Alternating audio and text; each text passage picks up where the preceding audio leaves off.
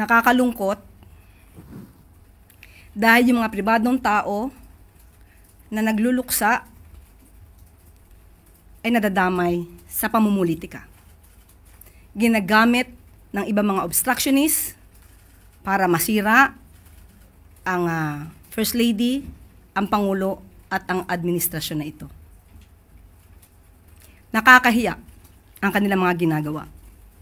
Unang-una, si Mr. Paulo Tantoco ay hindi po kasama sa official entourage ni FL o ni First Lady ng unang ginang.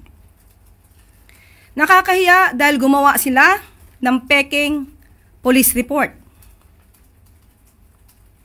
Naturingan journalist, mga dating spokespersons, hindi marunong mag-imbestiga ng sarili. Hindi sila nagiging journalist, kundi nagiging propagandista ng kanilang mga sinusulong na interes. Ang sinasabing police report na naipost sa Facebook ay isang malaking kasinungalingan.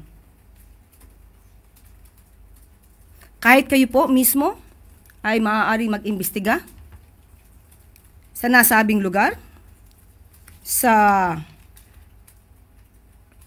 Beverly Hills Police Department, para malaman nyo na yung nilagay sa Facebook na may guhit na color pink, kung di ako nagkakamali, ang parting yun ay dinagdag lamang. Nag-start ang mga salitang, and I quote, "and the cause of initially suspected to be drug overdose," up to the word Miro, yan po ay dinagdag lamang. Ito ay mga gawain upang masira ang unang ginang, ang Pangulo, at ang administrasyon na ito para sa pampersonal na interes. Tandaan po natin, ang unang ginang po, nung siya ay nasa Los Angeles, ay meron po siyang security service na provide ng US. At meron din po siyang kasamang PSG.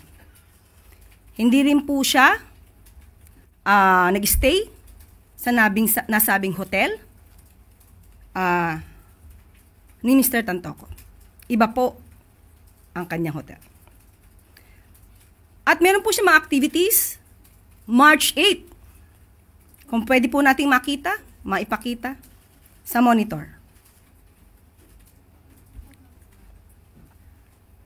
March 8, makikita niyo po sa screen na mayroong konsyerto para sa Filipino. Makikita niyo sa larawan din, Secretary Cristina Frasco. March 8 yan ginanap, hapon hanggang gabi. Papaanong masasabi ng mga obstructionist na to, ng mga fake news peddlers na to, ang patungkol sa nakita nila mga tao doon sa vicinity? Kaya po yan ay dinagdag lamang. Nandito naman po yan sa Facebook ng unang ginang. Pero kahit ito po ay nasa Facebook at ito po ay nai-report naman, pilit nilang binabago ang kwento at nakakalungkot dahil kapwa Pilipino ang kanilang niloloko para sa kanilang personal na interes.